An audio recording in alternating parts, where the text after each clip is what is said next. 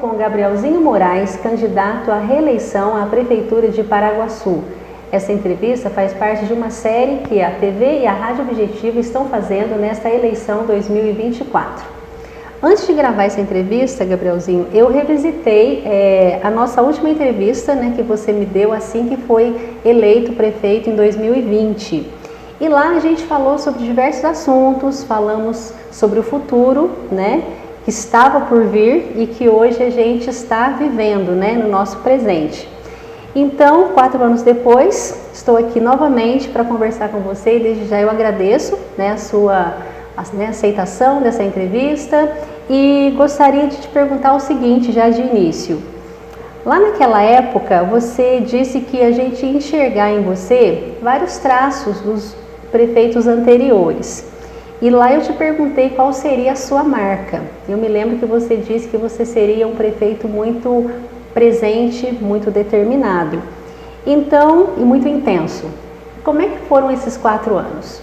Bom, primeiro queria agradecer você, Val, agradecer a Rádio Objetiva, a TV Objetiva, pela oportunidade de levar a todos as informações sobre os candidatos, né? E a gente realmente participou em 2020. Sim. E agora estamos tendo a oportunidade de participar em 2024. Eu acho que entre a resposta que te dei naquela época e hoje, olhando para trás, depois de 4 anos, eu acredito que eu posso ter acertado, apesar que a gente estava falando de futuro, né? Sim. Mas eu acho que o futuro, eu acabei um pouco acertando muito de acordo com o meu autoconhecimento, de saber um pouco como eu sou, como eu imaginava que seria na prefeitura. Então eu acredito que boa parte disso aí que eu disse realmente acabou se confirmando, né? Eu acho que eu busquei ser muito presente, muito intenso e muito focado em fazer 4 anos como sendo únicos, né? Por não saber, né? Porque sempre a gente passa por processo eleitoral, a gente não sabe o futuro, mas eu sempre pus que quando eu tivesse a oportunidade, eu ia fazer o melhor que fosse possível. Sim, e essa entrevista, ela tem um tom um pouco de nostalgia, né, do que você falou naquela época e um pouco do que você, pouco não, né, o que você vai realizar caso seja eleito. E a gente queria saber o seguinte de você, Gabriel, quais foram as maiores realizações, né, que você conseguiu fazer nesse seu mandato, considerando as suas promessas, né, de 2020? Bom, no plano de governo eu dizia que ia modernizar a cidade. Acredito que eu tenha cumprido isso. Hoje a nossa cidade ela está bem mais próxima de outras que já sofreram esse processo, né? Paraguaçu ainda estava, no meu entender, um pouco aquém. A ampliar o atendimento na área da saúde. Hoje nós temos mais postos de saúde, temos mais médicos. Na parte da educação, a gente buscou melhorar a parte de transporte, material escolar, começamos a pagar o piso nacional do magistério aos professores da rede municipal, melhoramos merenda escolar. Então, assim, estradas, eu acho que foi um governo de muitas obras. Dizíamos também que íamos complementar as obras que estivessem inacabadas. Eu acho que esse talvez seja um dos maiores acertos desse mandato nosso, que foi, independente de quem tinha feito ou iniciado, era dinheiro público que estava lá. Então a gente complementou todas elas, né? São pontes, são policlínica, velório, a quadra da Samanta, que por causa da chuva de 2020 a cobertura foi ao chão. Então a gente veio fazendo todos eles e isso eu acho que foi uma coisa que, de acordo com a consciência nossa, para poder fazer com que o dinheiro não fosse, entra um, desmancha, entra o outro, faz outra coisa.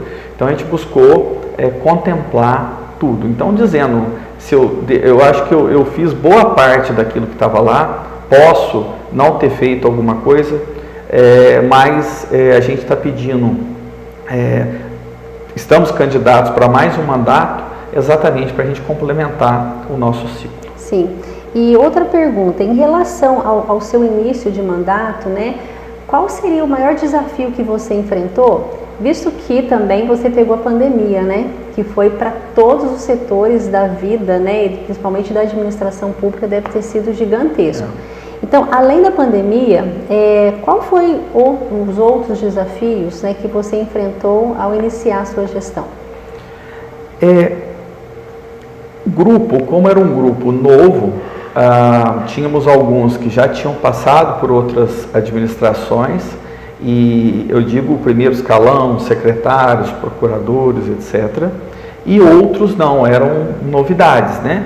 Então foi a gente abraçar toda a equipe, dar suporte para eles, para que todos conseguissem ter bons resultados. E eu acho que, assim, eu não vou dizer que todos conseguiram, às vezes um ou outro pode ter uma opinião diferente, mas eu acredito que foi um trabalho muito bom de equipe. Eu acho que talvez o maior desafio no início foi colocar cada pessoa no seu devido lugar, na sua devida secretaria, no seu devido posto, e fazer com que a máquina pública funcionasse. Então eu acho que os recursos humanos talvez tenha sido o maior desafio. Sim. Gabrielzinho, já que você mencionou a questão da equipe, né, como sendo um grande desafio no início do seu mandato, e logicamente recursos humanos, né, é algo que realmente impacta muito em toda a administração. Caso eleito, você pretende manter essas pessoas ou pretende agregar mais pessoas para dar talvez mais dinamismo ou valor ao seu trabalho? Como que você vê essa questão da sua equipe para a nova administração, caso seja eleito? Bom, eu estou participando de uma eleição no qual eu sou candidato à reeleição e defendo um mandato, que é o mandato que nós estamos fazendo nesse momento, concluindo esse ano.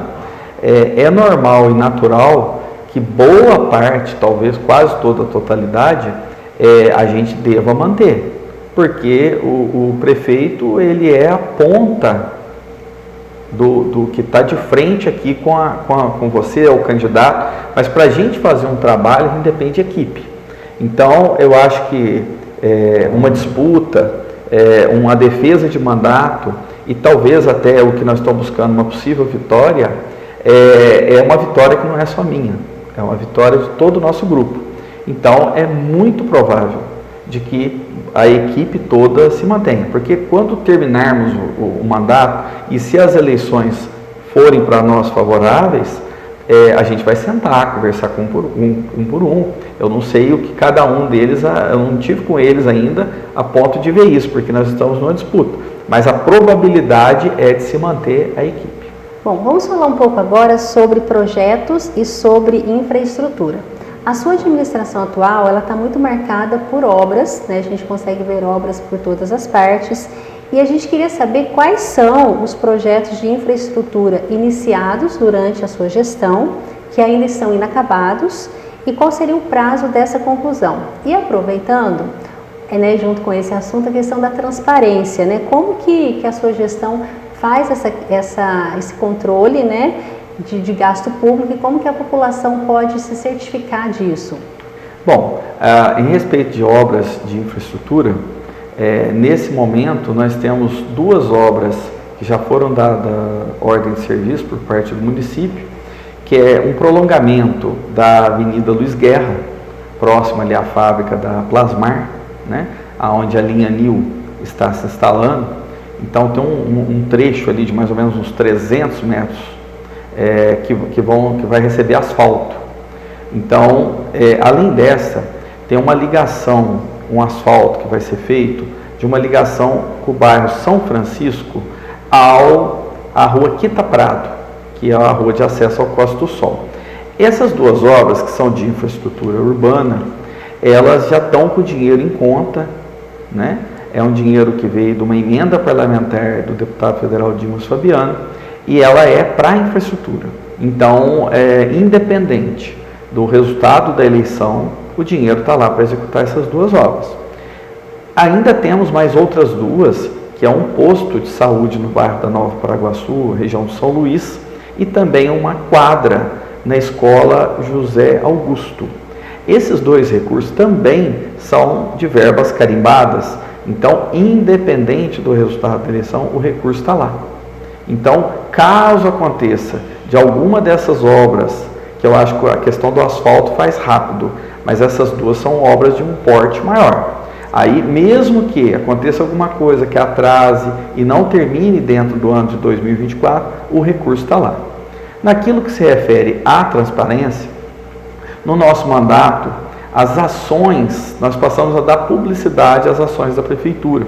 Antes não se fazia muito divulgar, né, em redes sociais, hoje a gente divulga o que arrecada com a questão de vendas, de publicidade, camarote, etc., da festa, a gente publica tudo. Então, em relação à parte legal, seria no portal da transparência. Então, no portal da transparência, é obrigatório ter os dados lá. No que se refere à Câmara Municipal também, de 3 em 3 meses, ou é quadrimestral, não me recordo, o nosso contador, o nosso secretário de Finanças, ele vai à Câmara fazer a apresentação dos dados financeiros, fiscais do município. Além disso, a gente também todo ano tem que mandar para o Tribunal de Contas do Estado as contas do município. Até o momento eles julgaram, chegou para a Câmara que o julgamento foi só de a análise foi de 2021. Então esse foi aprovado lá e também foi referendado pela Câmara, foi aprovado também. Então, assim, temos que sempre buscar deixar os dados sempre mais claros para a população. E eu, momento nenhum, me oponho a isso. Eu acho que tem que mostrar mesmo.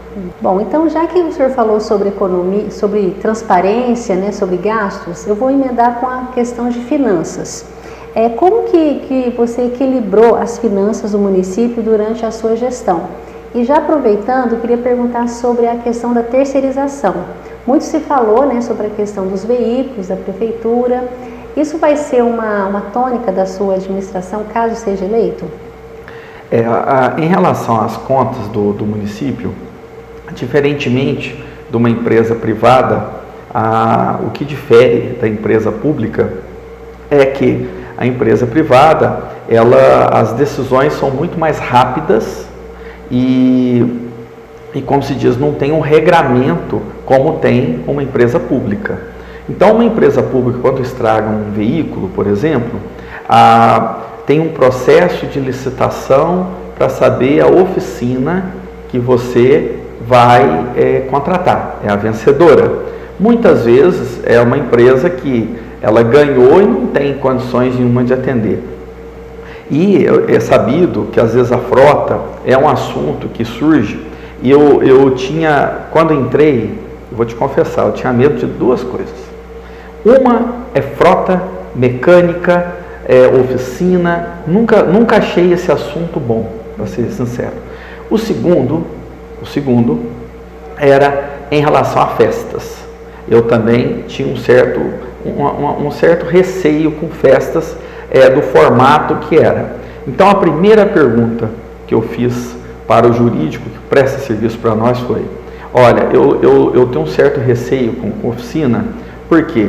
Porque a gente não sabe se trocou peça, eu não estou lá para ver, a gente põe uma pessoa, a gente não sabe se aquilo está estragado realmente ou não está, a gente não sabe, a pessoa arruma o carro, de repente, ou arruma algum veículo, passa uma semana, está estragado de novo, o município tem que pagar de novo. Eu falei, bom, para fugir de todo esse processo, só para emendar, quando nós entramos também, as duas empresas que estavam prestando serviço para nós, já tinha algum histórico ruim. Então, a gente cancelou esse contrato, abrimos nova licitação. Vieram a ganhar as mesmas empresas. Aí eu tive que tomar uma posição. Eu falei, eu vou partir para a terceirização. Porque a terceirização é algo que a gente paga um veículo, um aluguel, né? O dia que esse carro estragar alguma coisa, ele é devolvido. E me manda um carro novo para substituir aquele. Eu evito uma série de coisas. Eu evito esse assunto, que eu não gosto de negócio de peça, essas coisas, não acho que é um assunto bom para o município. Eu evito a morosidade, que é você ter um funcionário público parado para trabalhar, não tem carro, não tem veículo para poder viajar. O cidadão precisa. E o que eu descobri? Que o cidadão, ele quer que a vida dele seja resolvida. Ele não está nem aí se o carro é próprio, se o carro é alugado. Ele quer um carro que ele leve ele aonde ele precisa. Então, os carros do município, que é usado para transporte fora do domicílio, que é o TFD, e em várias secretarias é utilizado o carro alugado, o custo-benefício é muito favorável. O município não fica preso a andar em carros em péssimas condições, em carros que a questão da manutenção das oficinas nem sempre cai em oficinas que realmente consigam resolver o problema do carro, e a confiança, porque como eu ponho uma pessoa para andar, uma família para andar, um motorista sair de Paraguaçu e ter um carro estragado a uma distância, né? Então, ele é muito, porque a gente também partiu para terceirizar máquinas, não é? Que paga por hora. Carro são diárias, máquina é por hora. Então, você só paga aquilo que faz. E olha, a gente consegue fazer todo o serviço de estradas rurais, nossa, em 2, 3 meses. Antes, gastava-se 1 ano para fazer. E o produtor rural, ele é o que sustenta a cidade. São 50% da renda de Paraguaçu vem do agro. Eles não podem ficar esperando uma estrada lá para o final do ano, porque se você começa por um bairro, até você chegar no último bairro, já está quase no período da chuva de novo. Então, dessa forma, partimos para terceirizar, por convicção. Então, a gente vai continuar por convicção. A princípio, parece que é um gasto maior, porque eles veem montar, está pagando aluguel do carro, mas eles não somam o quanto que se paga de oficina, o quanto que se paga de borracharia, o quanto que se paga de seguro de carro. Quando a pessoa faz essa conta, o carro alugado é barato. Então, fazendo um balanço sobre a vantagem e desvantagem, a terceirização da frota, ela foi uma vantagem no seu ponto de vista? É uma vantagem, é uma tendência. Todas as cidades vão partir, já estão partindo para a terceirização. Não é Paraguaçu, eles podem pegar várias cidades da região, porque segurança que eu falo é do sistema. É segurança de você não ter processos que talvez gerem alguma margem para alguma coisa. Então, a partir do momento que você aluga um carro, é um contrato de aluguel. Agora, você ter oficina, mecânico, aquilo não fica pronto, vai e volta, sinceramente, eu acho que o cidadão, ele quer que as coisas funcionem, né? E a gente fica preocupado de prestar um serviço bom para o cidadão e ter segurança também que aquilo que está fazendo é o melhor para a imagem da nossa cidade. Então, várias cidades tiveram problema disso. Várias, eu não vou citar aqui, várias cidades tiveram problema com esse tipo de mão de obra, de oficina, esse tipo de coisa. Então, eu prefiro terceirizar por convicção, é melhor para o povo, é melhor para o prefeito, que está feliz de ver o povo viajar, e é melhor para a imagem da nossa cidade. E de alguma forma gera uma economia também, né? Gera sim. E quais medidas você adotou para aumentar a arrecadação sem aumentar a carga tributária da população? O município realmente não criou nenhum imposto novo nesse período todo, mas nós buscamos muito recursos novos, recursos extras. Isso junto ao governo estadual, junto ao governo federal. A maioria das obras que foram feitas foram com recursos fora da receita habitual do município, fora do recurso habitual do município. Então, a gente buscou as parcerias. E isto, quando jovem, acompanhando as administrações que tinham em Paraguaçu, eu admirava, era uma admiração que eu tinha no relacionamento que o Evandro tinha com o Meles e com o Arantes, que eram relacionamentos longos. Então, isso foi um relacionamento muito bom para a nossa cidade. E eu também mantenho há muitos anos com Alencar da Silveira Júnior, estadual, Dimas Fabiano como federal, muitos anos um relacionamento de parceria, da mesma forma que era feito antes. Então, isso foi muito, e é muito importante para que Paraguaçu sempre receba recursos de emendas parlamentares desses deputados. Então, isso foi o que a gente buscou fazer, é manter uma parceria sólida, não só comigo, mas com a população deles, com a população de Paraguaçu. Isso fez com que tivéssemos condições de realizar várias obras como foram. Nós vamos falar agora de um tema que é de extrema importância e também muito sensível a todas as administrações. Nós vamos falar da saúde. Bom, aqui em Paraguaçu, algumas pessoas ainda reclamam, tem algumas queixas em relação a médicos, né, sua falta, longas filas. Eu queria saber o que a sua administração melhorou, né, nesses 4 anos e qual seria a sua proposta para melhorar caso seja eleito. Bom, a saúde realmente, conforme disse, é um tema delicado, né? Sabemos disso e tratamos esse assunto com total cuidado e zelo. Desde o início do nosso mandato, por entender a complexidade que é o tema, nós buscamos um caminho, uma meta. E o que foi a meta? Vamos ampliar a atenção básica. A atenção básica seria ampliar o número de postos, que na época que nós assumimos, tinham 5 postos de saúde em Paraguaçu. Então, cada posto de saúde atende em média até um limite de 4.500 a 5.000 pessoas. Quer dizer que Paraguaçu, a 4.500 vezes 5, vai dar acho que 22.500, que é a população nossa hoje. Então, nós ampliamos para 8 postos. Então, hoje, Paraguaçu, 8 vezes 4.500, nós já vamos para quase 35.000 habitantes. Então, Paraguaçu hoje tem uma cobertura bem satisfatória. Os postos hoje de saúde, antes atendia 4.500, agora, por termos aberto mais postos, estão atendendo na faixa de 3.000 habitantes por posto, né? Então, isso faz com que aquela pessoa que de manhã procura atendimento de saúde, a probabilidade dele conseguir o atendimento agora é muito maior. Além disso, nesses postos novos, ampliamos o atendimento com pediatra, dentista e todos os especialistas que já atendiam em outros postos. Então, isso nós entendemos que saímos era 32 atendimentos por dia por posto de saúde. Então, tinha 5, era 160 atendimentos por dia. Agora, 32 vezes 8, nós já vamos para quase 260 atendimentos por dia. Ao atender mais, o médico vai pedir, ele nunca tinha atendido aquele paciente, agora ele está atendendo, porque tem mais postos, tem mais médico. Ele vai pedir mais exames, ele quer conhecer aquele paciente. E ao pedir mais exames, ele vai olhar se o paciente precisa ou não ser direcionado para um especialista. Então, além de aumentar o número de exames, aumentou também o número de especialistas, de atendimento com especialista.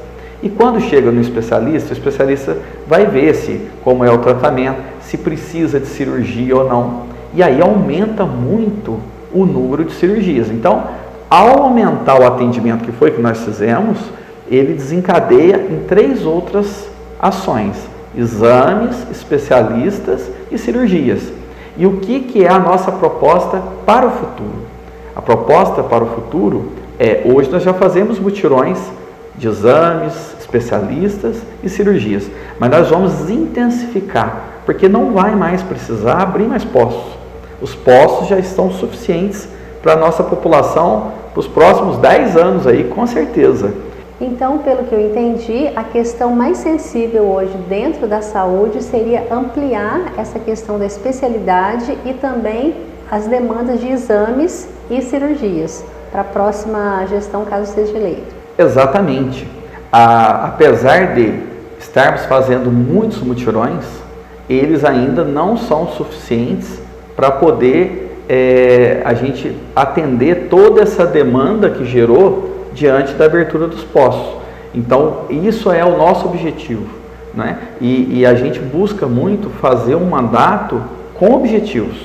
Então, o objetivo nosso daqui para frente na saúde é ampliar esses atendimentos, bem como melhorar cada vez mais a utilização desse recurso que a gente passa para o pronto-socorro, para que cada vez mais o pronto-socorro também venha buscar ter um atendimento melhor para a nossa população.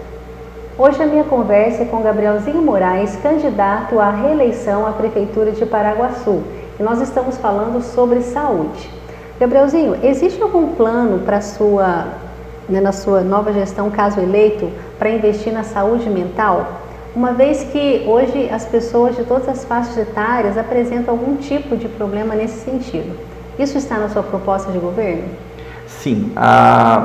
Nesse ano, Paraguaçu foi contemplado pelo PAC do governo federal com 2 novas obras. Uma é um posto de saúde no bairro São Francisco e um outro é uma outra contemplação, uma outra verba, é para a construção do tão sonhado CAPS em Paraguaçu. E o CAPS era um pedido também da promotoria de Paraguaçu, que enxergava essa necessidade. Nós nos inscrevemos e fomos contemplados. O estágio que se encontra o processo é de projetos. Então a prefeitura está fazendo projetos, tudo, para poder entregar, inserir na plataforma do governo federal, para que o governo federal venha a fazer o depósito desse recurso para que o município faça a licitação, todos os trâmites legais, para poder construir um CAPS. Explica para o nosso ouvinte, para o nosso telespectador, o que é CAPS? O CAPS é um centro de atendimento psicossocial. Então, ele tem várias especialidades médicas, especialistas, tem psicólogos, terapeutas, tal, para que é uma equipe completa com enfermeiro, e o governo ele subsidia parte dessa manutenção também. Então o município complementa e parte desse recurso vai vir todo mês para poder manter essa equipe. Então Paraguaçu já é uma cidade com mais de 20 mil habitantes e é muito necessário que se tenha um centro desse. Sim. Então eu acho que para a nossa cidade, para os próximos anos, será de grande utilidade, já é hoje, porque a população veio de uma pandemia, né? Muita gente sentiu muito, ativou, né? Muita coisa que às vezes estava ali, alguma situação que já estava para poder, às vezes, se manifestar, acabou se manifestando, a vida mudou muito, e aí agora com o CAPS, acho que a nossa população a futuro ficará muito bem assistida. Bom, vamos falar um pouquinho de educação, né? Os últimos resultados do IDEB, que é o Índice de Educação Básica, ele foi divulgado, né? O Brasil todo pôde ver os resultados dos seus estados, das suas cidades, e recentemente a gente conheceu o resultado de Paraguaçu. Em geral, os índices do Brasil estão muito baixos, né? A gente percebe que talvez seja resquício também da pandemia, né? Pode ser. Então, dentro do nosso município, né, a escola municipal, acho que da Colina, se eu não estiver enganada, ela teve um índice que chamou muita atenção de todos. A que você atribui esse baixo índice e qual seria o plano também, né, para poder elevar, né, esse índice para o patamar mais alto? Bom, na sua pergunta já concordo totalmente. Ela realmente teve um papel muito preponderante da pandemia. Também existem questões até de questões sociais, não é? E para poder haver uma reação, que isso não aconteceu só em Paraguaçu, aconteceu no Brasil inteiro, nós temos que investir na capacitação, investir junto com a assistência social, buscar diminuir essas questões, essas diferenças sociais. Como se diz, a educação, a Secretaria de Educação, junto com a assistência social, fazer um trabalho em conjunto para tentar dar as mesmas condições para todos, sempre, para que, assim, eu acho que, eu não gosto muito de particularizar uma determinada escola em relação a outra, porque lá tem bons alunos, tem profissionais excelentes, né? Então, é uma questão nacional e uma questão que também pegou o Estado, pegou todos os municípios, e as condições que são dadas para uma escola e a outra são as mesmas. A gente, a merenda escolar, o material escolar nós fornecemos hoje com mochila, então os transportes através do Transurb. Então a gente buscou facilitar a vida das famílias, dos alunos, né? Só que viemos de uma pandemia, uma coisa que não tinha como prever e programar. Os índices foram colhidos, né? Pós-pandemia. Então, de maneira geral, realmente houve essa queda, né? E como você mencionou antes, numa resposta aqui, você já paga o piso, né, nacional para os seus professores, né? E qual outra melhoria, né, está prevista no seu plano de governo para a área de educação também, visando, né, já essa questão da tecnologia que hoje está na vida das pessoas e muitas vezes as escolas não acompanham, né, tão rapidamente essa questão da digitalização. E então, assim, para o seu próximo governo, caso seja eleito, existe um plano nesse sentido também? Não só para a educação, mas eu vou dar a resposta para você da educação, como em todas as áreas. Eu sou totalmente favorável ao digital, eu sou totalmente favorável ao novo. E eu assino papéis na prefeitura como o Orlando Proença em 74, 76 assina.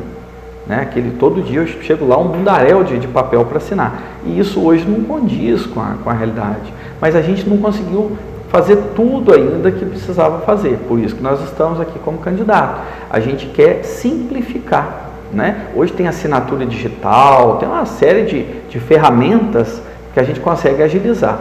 No que tange a educação, voltando à pergunta, nós investimos em data show, né? Hoje as escolas do município têm data show, e agora é ajudar, dar condições para os professores para que eles se capacitem, sempre visando o que é moderno, novo, para que a nossa cidade sempre esteja na vanguarda da tecnologia. Então, a gente quer que todas as áreas do município seja o máximo possível digitalizado. Nós implantamos, por exemplo, IPTU antes era só papel. Hoje, na prefeitura, você consegue baixar o arquivo, pagar, guardar no seu arquivo de celular, o recibo, não é? Então, a gente quer cada vez mais eliminar o papel, plantar árvores, fazer a vida da gente melhorar, né? E nisso eu sou um defensor e eu só queria, não sei se fará parte das suas perguntas, porque, né, a gente está respondendo todas elas aqui. A gente fez uma ação muito importante na questão do meio ambiente, eu gostaria de falar, acho que eu não falei em lugar algum ainda, que foi não deixar construir uma barragem aqui em Paraguaçu, porque hoje teria afetado o nosso rio. Nós bebemos água, né? Nós temos duas captações, uma no bairro do Açudim e uma direto do rio Sapucaí, e nós não, enquanto tivermos na prefeitura, essa autorização nós conseguimos barrar, e já era para ter construído, nós não deixamos, não vamos deixar, e vamos buscar cada vez mais cuidar das nossas nascentes, buscar ações que ajudem o produtor rural, os moradores da cidade a cultivar isso, revigoramos o horto, e nas escolas aumentar a consciência ambiental e buscar cada vez mais o que é moderno, o que é de vanguarda, o que é pauta. Sim, já que tocamos em meio ambiente, que realmente é um assunto hoje que todo gestor responsável tem que realmente se preocupar, aqui em Paraguaçu, existe alguma questão mais sensível em relação, por exemplo, a descarte de lixo reciclável que não está sendo feita, deveria melhorar? Como que está sendo feito isso e qual seria a sua proposta para incentivar a reciclagem, né, para o futuro? Bom, Paraguaçu mantém a tradição de ter recolhimento do lixo reciclável toda terça e quinta, continua da mesma forma, como sempre foi. O que mudou um pouco foi que nós fizemos investimento nos caminhões. Hoje Paraguaçu tem regularmente a questão da coleta do lixo orgânico. Antes tinham uns caminhões um pouco mais envelhecidos, hoje são caminhões novos, todo dia tem o recolhimento. E nós já estamos enxergando a futuro que Paraguaçu cresceu. Então hoje temos mais bairros, e quando um cidadão ele passa a morar num bairro novo, em determinado momento ele já pede algumas demandas de de recolhimento de lixo, ele já quer um posto de saúde, ele já quer uma escola perto. Então a Paraguaçu foi crescendo. E isso nós vamos agora ampliar a questão do recolhimento do lixo orgânico. Vamos ter mais um terceiro caminhão, é a nossa proposta para o próximo mandato. E sempre buscar a conscientização das pessoas para que descarte corretamente o lixo. Já que você mencionou a palavra bairro, me fez lembrar aquela entrevista de 2020, quando você mencionou, né, que começando na prefeitura, você seria um prefeito dos bairros, um prefeito muito presente para essa população. Então eu te pergunto, qual foi a sua relação e como está sendo, né, a sua relação com os bairros, inclusive também com a população rural, porque muito se fala em estrada, mas não é só de estrada que vive o produtor rural. Então, assim, você criou algum tipo de conselho de municipal, algum tipo de ouvidoria, para que, de alguma forma, as demandas dos bairros cheguem mais rápido até você? Bom, eu pelas minhas convicções, eu fui eleito, né, por o que me deu suporte em todas as eleições que eu participei. Eu sou muito grato, sempre tive um apoio maciço dos bairros. E eu estou com a mesma equipe quando eu comecei na política, eu tenho as minhas convicções, não mudei nenhuma. Os bairros, sempre disse isso em 2020 e continuo dizendo e digo para o futuro. A minha relação com eles é de gratidão. Então, quando iniciei o mandato, tudo que eu pude fazer, fiz primeiro nos bairros. Então, quando eu comecei a trocar a iluminação de LED por LED, a iluminação da cidade, eu comecei pela Colina. Foi o primeiro bairro que eu coloquei. Depois, enquanto eu não terminei todos os bairros, eu não pus no centro. Todos os bairros eu não pus no centro. Calçadas, melhorias, acessos, eu priorizei os bairros. Eu priorizei essas pessoas. Porque sempre se começa, todas as ações, o poder público sempre começa pelo centro, porque o centro é mais vistoso. O centro todo mundo passa de um bairro para outro, muitas vezes, a maioria das vezes você tem que passar pelo centro, é o mais fácil. E eu busquei o mais difícil, eu busquei fazer pelos bairros. Em relação à questão de ter o contato, eu sempre busquei sim valorizar as autoridades constituídas, uma associação, mas eu também sempre ouvi muito o morador, sempre ouvi muito, porque muitas vezes a gente acha que é uma demanda que precisa para o bairro, mas às vezes não é isso que o cidadão quer. Então, ao ter contato com os cidadãos, a gente busca fazer as ações que realmente influenciam na vida deles.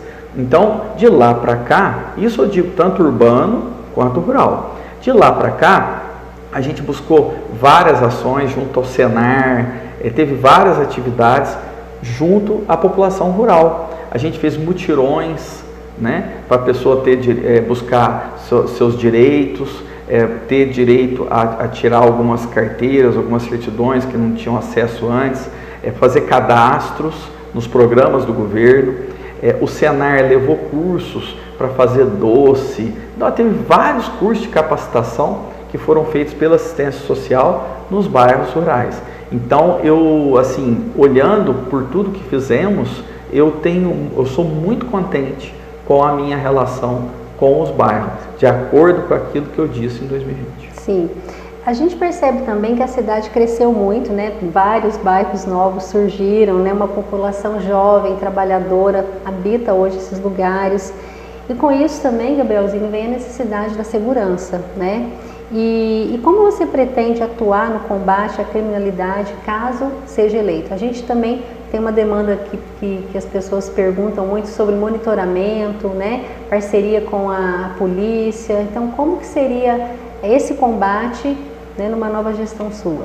Bom, a segurança pública, ela é de competência do Estado.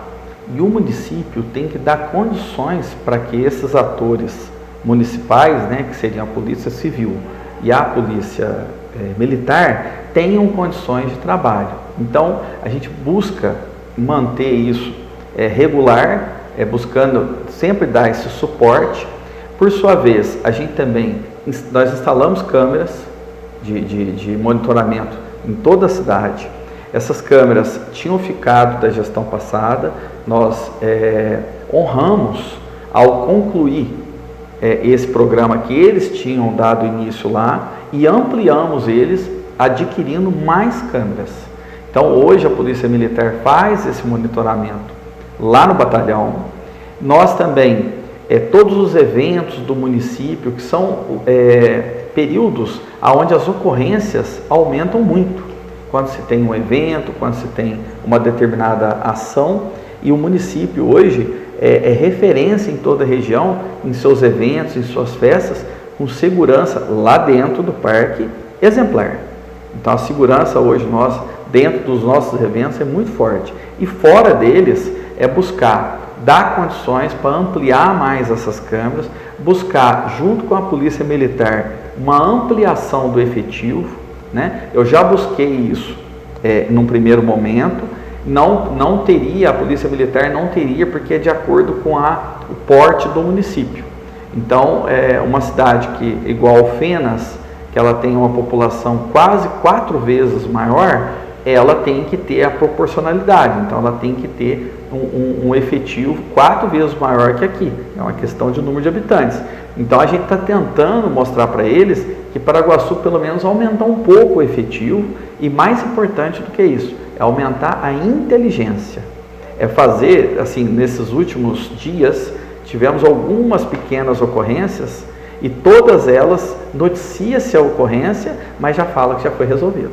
Então, ao ser resolvido, é porque eles, através de câmera, através de inteligência, eles conseguiram achar o infrator. Certo. Então, a nossa proposta é sempre dar condições para quem entende do assunto, e quem tem a responsabilidade, que é a Polícia Militar e a Polícia Civil, de atuarem na sua plenitude. Você mencionou aí festa, né? A sua gestão atual ficou bastante marcada por eventos, né? E você falou anteriormente que tinha um pouco de receio de festas. Mas enfim, como é que está a sua relação com essa questão da cultura, né, na nossa cidade? Você teve aí a festa do Marolo, do Trabalhador, o Júlio Fest, Expoap. Como é que está o plano para o próximo governo, caso seja eleito? Manter, melhorar, implementar mais coisas? O que a população pode esperar de você? Bom, eu estou com 50 anos de idade, mas já me sinto um veterano em campanhas, né? Sempre soltam, ele não vai fazer festa, ele, né, por nossa família ter uma questão religiosa, né? E engraçado é que eu acho que muita coisa as pessoas ficaram assim, um pouco impressionadas, né? Porque a gente sempre que quer fazer algo tem que buscar fazer o melhor. E a gente busca fazer, não é a festa, é a melhor festa, não é? A gente não quer fazer uma festa do Marolo, a gente quer fazer a melhor festa do Marolo. Então, tudo a gente quer fazer bem feito. E dessa forma, a minha apreensão quanto à festa não era naquilo que tange a festa em si. É porque antes tinha processos licitatórios, vendia-se a festa. Era uma situação, vários ex-prefeitos tiveram alguma coisa a ter que se manifestar para a justiça sobre esse assunto. Esse era o meu receio, não da festa em si. Tanto é que nós mudamos o modelo, hoje é de portões abertos para todos, né? Todos podem entrar, desde o mais abastado ao mais humilde, que muitas vezes o humilde, ele só quer entrar com o filho dele, ele tem só um pouquinho de dinheiro, ele só quer entrar no filho dele no parque. Ele não quer mais nada, ele quer sentar ali e ver o rodeio. Então é o dinheiro que ele tem, é o que ele pode. Então a festa, ela é aberta para todos. E eu gosto sim da festa, porque na verdade o que eu mais gosto é da satisfação das pessoas. Então elas ficam muito satisfeitas de terem festas boas e organizadas. Agora, a gente também gosta de fazer o máximo possível bem feito. Por isso que as festas nossas são, eles falam, que faz a festa tal, mas é o seguinte, é que a gente busca fazer festa. Festa boa é aquela festa que é para todos, aquela festa que é animada e aquela festa que a gente encontra a pessoa, você vê o sorriso lá em cima, né? Então, eu acho que fazer festas tem que ser festa boa, para valer a pena. Então, sendo eleito, a população pode esperar festas muito boas de você.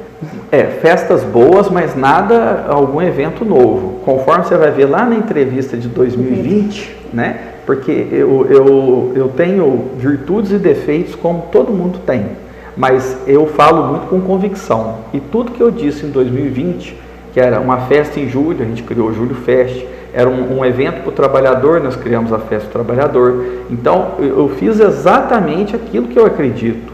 Então, vamos manter e cada vez melhor, mais bem feito e com satisfação do público que vão nelas. Tem um assunto que eu não posso me esquecer de falar, que é a respeito da construção dessas casas populares, né? Quando você entrou na prefeitura, você já havia recebido um plano habitacional, né, para ser concluído e implementado, inclusive com a aquisição de um terreno, se eu não estiver enganado.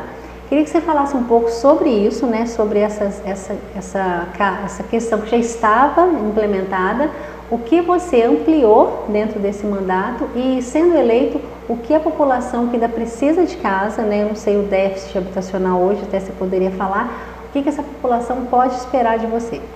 Bom, realmente em 2021, quando assumimos, existia já um primeiro contrato, que a gente chama de primeira fase da construção de São Francisco, feito pelo governo anterior, né, pelo mandato anterior, e deram início à construção de 50 casas.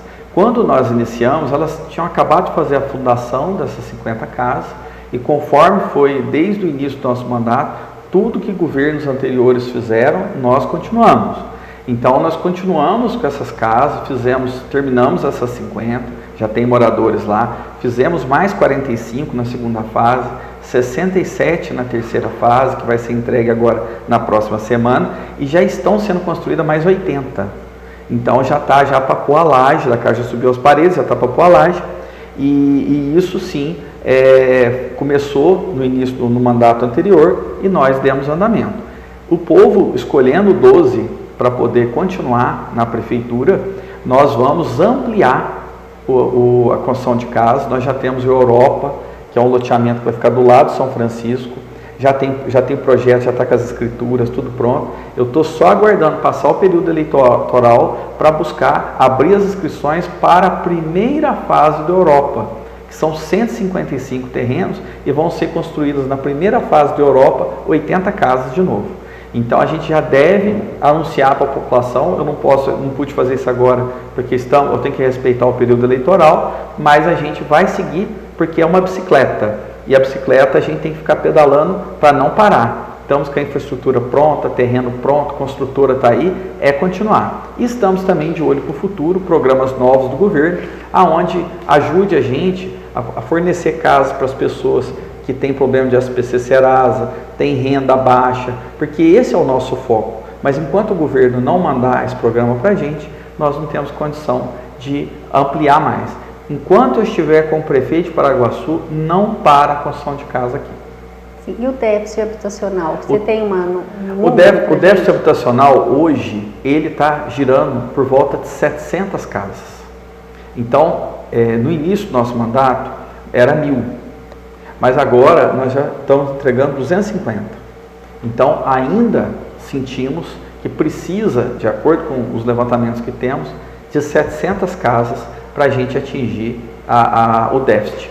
Óbvio, para poder zerá-lo.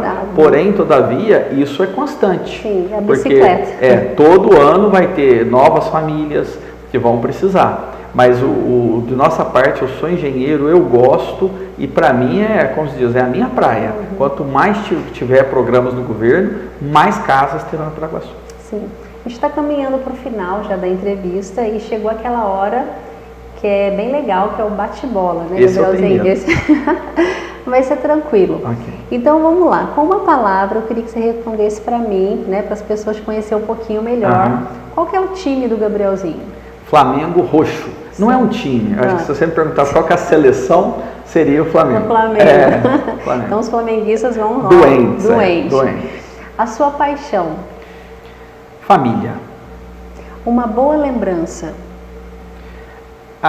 Eu acho que eu tive muita sorte da infância em Paraguaçu, então paixão jogar bola. Uma boa lembrança boa. Certo. Um ídolo. Ayrton Senna. Gabrielzinho, defina para mim a política em 3 palavras. Servir, fazer e honrar. Ok. Queria te agradecer muito Obrigado. pela entrevista. Mais uma vez. Boa sorte. Que Obrigado. tudo de bom, né, aconteça para você. E antes de encerrar, de verdade, queria que você olhasse ali para os nossos telespectadores, né, e respondesse para eles o seguinte: por que os eleitores de Paraguaçu deveriam confiar novamente em você para um novo mandato em nossa cidade, caso eleito? Bom, eu me dirijo agora a toda a população para dizer que honramos o voto que recebemos, honramos as propostas que fizemos, cumprimos a nossa palavra em tudo aquilo que nos comprometemos lá atrás e estamos no caminho certo. Paraguaçu não pode parar de ter esse desenvolvimento, essa melhoria de qualidade de vida que nós conseguimos alcançar nesses últimos 4 anos. Dessa forma, para que a gente consiga concluir todo o ciclo que nós propusemos lá em 2020, eu peço o seu voto para que dia 6 de outubro vote 12. Vote para manter Paraguaçu no rumo certo.